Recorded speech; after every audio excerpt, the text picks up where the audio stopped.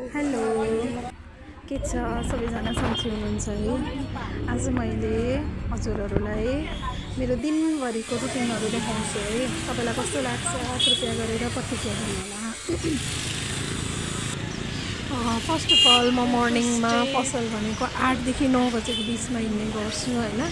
अनि आज मेरो भने अलिकति सामानहरू किन्नुपर्ने थियो है, त्यही भएर आज म होलसेल जाँदै थिएँ। यदि कसैलाई पनि म जस्तै व्यापारी हुनुहुन्छ भने, जसलाई थाहा छैन स्टार्टिङ हुनुहुन्छ भने कहाँनिर यस्तो सामानहरू पाउँछ भने त्यस्तो थाहा पाउनु इच्छा छ भने मलाई हेल्प लिन सक्नुहुन्छ, सोध्न सक्नुहुन्छ। म हजुरलाई डेफिनेटली हेल्प गर्छु है।